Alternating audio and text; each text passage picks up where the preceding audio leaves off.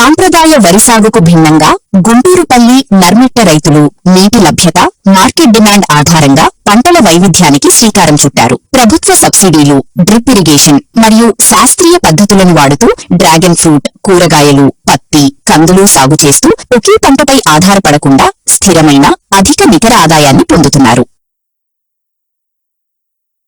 So ఈ వర్షాభావ పరిస్థితులలో మరి ముఖ్యంగా మనకి చెరువులు, కుంటలు నిండకపోవడం కానివ్వండి, ఈ వర్షాలు సరైన సమయంలో ఈ ఎల్నినో ఎఫెక్ట్ లాంటి పరిస్థితుల్లో వర్షాలు పడకపోవడం మూలాన కూడా మనకి చివరికి తాగే నీరు కూడా కరువు వచ్చే పరిస్థితి ఉంది. ఈ టైంలో మనం ఈ పంటకి మరీ తక్కువ, చాలా తక్కువ నీళ్లు. ఇది యాక్చువల్గా ఎడారి మొక్క.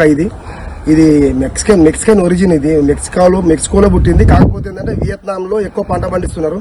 ప్రపంచవ్యాప్తంగా ఉన్న ఈ డ్రాగన్ ఫ్రూట్ వినియోగంలో 75% నుంచి 80% వియత్నామే సప్లై చేస్తుంది. సో ఇది అతి తక్కువ నీటి వినియోగంతో మనకి పండే పంట ఇది.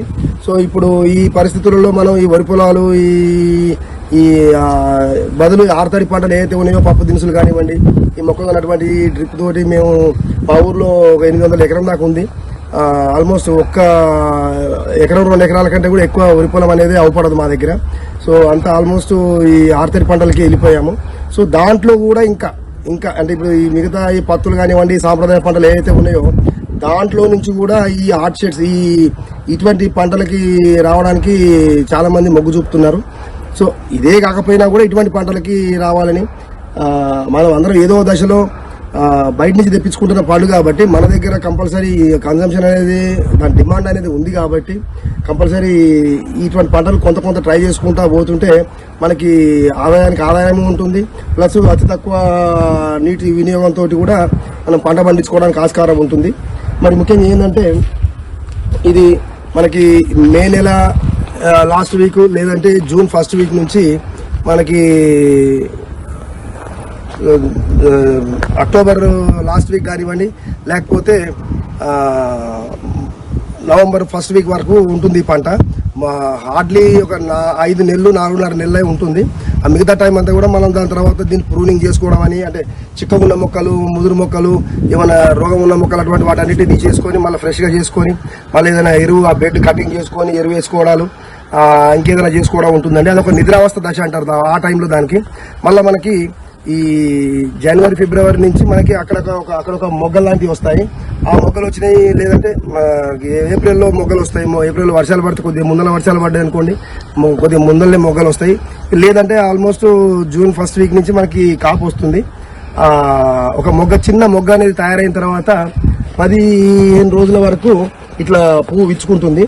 ఈ విచ్చుకున్న పువ్వు తర్వాత ఇది ఒక 2-3 రోజుల్లో రాలిపోవడం మూలన, రాలిపోయిన తర్వాత ఈ పువ్వు విచ్చుకున్న ఆ రోజు నుండి ఈ పండు అనేది ఆ పాకానికి వచ్చి కటింగ్కి కూడా రావడానికి, అంటే రైపనింగ్ పాకానికి వచ్చి పక్వానికి రావడానికి కరెక్ట్గా 27 నుంచి 28 రోజులు పడుతుంది. మొత్తం ఆ మొగ్గ వచ్చిన దగ్గర నుంచి 45-43 రోజుల మధ్యలో మనకి కటింగ్ వస్తుంది.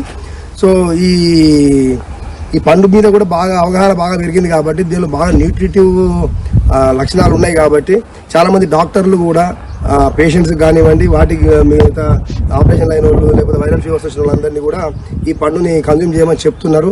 వాళ్ళు చెప్పకపోయినా కూడా జనరల్గా జనాలలో కూడా దీని ఇంపార్టెన్స్ కానివ్వండి, దీని ఉపయోగం కానివ్వండి చాలా లోతుకి చొచ్చుకొని వెళ్ళిపోయింది. మనకి ఇది మనం ఇప్పటివరకు చేస్తున్న సాంప్రదాయ పంటలని పోల్చుకుంటే ఇది కొంచెం స్టార్టింగ్లో కొద్దిగా పెట్టుబడి అవుద్దన్న ఒకే ఒక డిసడ్వాంటేజ్ తప్ప మిగతా పంటలతో పోల్చుకుంటే అతి తక్కువ కష్టము, అతి తక్కువ నీళ్లు, అతి తక్కువ పెట్టుబడితోటి మనం రావడానికి ఆస్కారం ఉంది. అట్లా ఇప్పుడు ఈ డ్రాగన్ ఫ్రూట్ కల్టివేషన్ ని పెంచడానికి, దీని సేద్యాన్ని పెంచడానికి మన రాష్ట్ర ప్రభుత్వం కూడా హెక్టార్కి 2,70,000 వరకు రెండు దఫాలుగా, అంటే మొదటి సంవత్సరం 1,60,000, తర్వాత మిగిలిన 1,08,000 7,000 ఏదో ఉందండి, అది 2వ సంవత్సరం ఇస్తున్నారు. సో కొంతలో కొంత మనకు అవుతున్న పెట్టుబడిలో కొంత వాళ్ళు కూడా సపోర్ట్ చేస్తున్నారు కాబట్టి మనం ముందుకు రావచ్చు. ఇంకా వచ్చే రోజులలో ఏరియా పెరుగుతూనే ఉంది, వేసే వాళ్ళు వేస్తూనే ఉన్నారు. ఎవరైతే ప్రోగ్రెసివ్ ఫార్మర్స్, ఎడ్యుకేటెడ్ ఫార్మర్స్, ఒక అవగాహన ఉన్న రైతులు ఎవరైతే ఉన్నారో వాళ్ళు తొందరగా వచ్చేస్తున్నారు. దీనికి ఈ ఒక సాంప్రదాయబద్ధమైన వ్యవసాయం చేసే వాళ్ళు మాత్రం ఇంకా ఆలోచన చేస్తూ ఉన్నారు.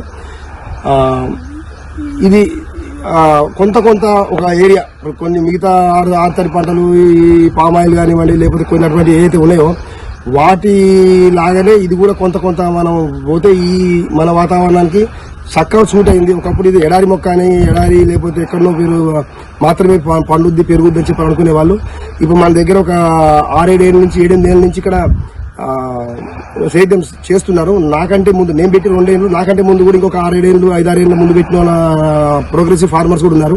నేను అందరు ఫార్మర్స్ వాళ్ళ ఫార్మ్స్ అన్ని తిరిగి నేను ఒక కరెక్ట్ సిస్టమ్ అంటే అక్కడ ఉన్న అన్నిట్లలో నుంచి ఒక బెస్ట్ మెథడ్స్ ఏదైతే ఉన్నాయో వాటన్నిటిని నేను ఒక హైబ్రిడ్ లాగా ఆలోచించుకొని ఎట్లయితే బాగుంటుంది అనేది అన్ని ఒక దగ్గర చేర్చుకొని ఈ ఫామ్ ని నేను మౌల్డ్ చేసుకున్నాను. ఈ వీడ్ మ్యాట్ కానివ్వండి, ఈ డిస్టెన్స్ కానివ్వండి, డిస్టెన్స్ బిట్వీన్ ద మొక్కల మధ్యలో, సాల మధ్యలో ఇది డిస్టెన్స్ కానివ్వండి, ఆ పోల్ల మధ్యలో డిస్టెన్స్ కానివ్వండి, మొక్కల మధ్యలో ప్లేస్ కానివ్వండి, ఎన్ని మొక్కలు ఉండాలి అనే దాంట్లో కానివ్వండి, ఈ సింగిల్ టైర్ 2 టైర్ అని చెప్పని ఈ ఇట్లా పెట్టే దాంట్లో కానివ్వండి.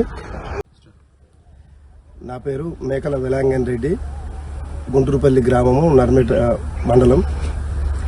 నేను 2024 జూలైలో ఈ డ్రాగన్ ఫ్రూట్ ప్లాంటేషన్ చేశాను. సరిగ్గా పోయిన నెలకి 2 సంవత్సరాలు నిండినాయి. లాస్ట్ ఇయర్ మొట్టమొదటి సంవత్సరం క్రాప్ కూడా వచ్చింది. ఈ సంవత్సరం కూడా క్రాప్ సీజన్ నడుస్తుంది. ఇంకా ఇవ్వండి వెలుతురు కానివ్వండి, లేకపోతే మనకి గాలి వెంటిలేషన్ కానివ్వండి చాలా చక్కగా ప్రసరిస్తుంది. కొంచెం ఫంగస్ అనేది మనకి అటాక్ అవ్వడానికి చాలా అవకాశాలు చాలా తక్కువ ఉంటాయి. ప్లస్ మనకు ఒక 20-25% క్రాప్ కూడా ఎక్కువ వస్తుంది. ఎందుకంటే మనం ఇదే కొమ్మని నీటి దాకా తీసుకెళ్లి ఇంకా నెంబర్ ఆఫ్ బ్రాంచెస్ ని మనం పెంచుకోవడం జరుగుతుంది. కాబట్టి కింద బెడ్ కూడా జాగ్రత్తగా ఒక 1 ఫీట్ ఎత్తులో 1.5 మీటర్ వెడల్పుతోటి బెడ్ కూడా తయారు చేశాము. బెడ్ తయారు చేసిన వెంటనే మేము వీడ్ మ్యాట్ కూడా వేయడం జరిగింది. ఈ వీడ్ మ్యాట్ మూలాన కూడా మనకి చాలా లాభాలు ఉంటాయి.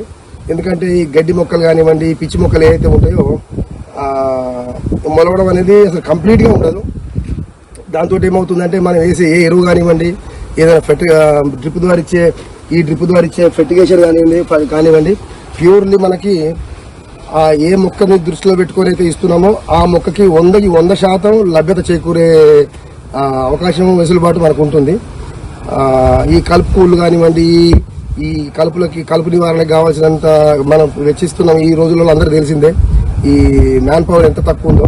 ఈ కలుపు నివారించడానికి మనకి గడ్డి మందులు అవి ఇవి కొట్టి మన భూమి పాడు చేసుకోవడానికి బదులు, ప్లస్ కలుపు మందులకి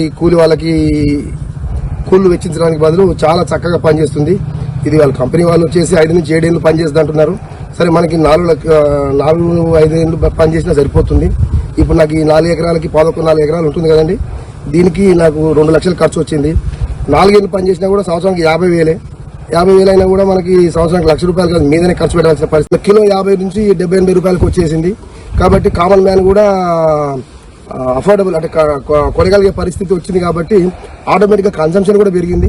దాంతో మనకి ఎంత దిగుబడి వచ్చినా కూడా ఆటోమేటిక్ గా మనకున్న జనాభా అవసరాలను తీర్చలేకనే పోతుంటాం. ఆ విధంగా పెరుగుతూ ఉంది. కాబట్టి ఎవరైనా కూడా కొంచెం పెట్టుబడి కొద్దిగా ఎక్కువ అవుతున్న ఒకే ఒక ఇది తప్ప మనకి సైంటిఫిక్ గా మంచిగా చేసుకుంటూ పోతే చాలా చక్కగా ఉంటుందనేది నేను అనుభవపూర్వకంగా తెలుసుకున్నది. ఇప్పుడు మనకి మార్కెట్ కూడా బాటసింగారం మార్కెట్ ఉంది. అక్కడ కూడా మార్కెటింగ్ చేసుకోవడానికి ఈజీ ఉంది. ప్లస్ మనకి లోకల్లో వాళ్ళు కూడా చాలా మంది ఫ్రూట్ వెండర్స్ పండ్లు బండ్ల మీద అమ్ముకునే వాళ్ళు కూడా వచ్చి మాకు ఇవ్వండి అని చెప్పని అంటున్నారు. సో మనం ఎంతసేపటికి కొంత మోతాదులో వేసుకొని ఇంట్రెస్ట్ ఉన్న ప్రోగ్రెస్ ఫార్మర్స్ ఎవరన్నా ఉంటే 1 ఎకరం వేసుకొని కాస్త అనుభవం వచ్చిన తర్వాత దాన్ని ఇంకొంచెం ఎక్స్టెన్షన్ చేసుకునే క్రమంలో ముందుకు వెళ్తే వాళ్ళకి అనుభవం వస్తుంది. ప్లస్ మనకి దానికి సంబంధించిన పూర్తి అవగాహన కూడా ఏర్పడుతుంది అనేది నా ఉద్దేశం. ఇక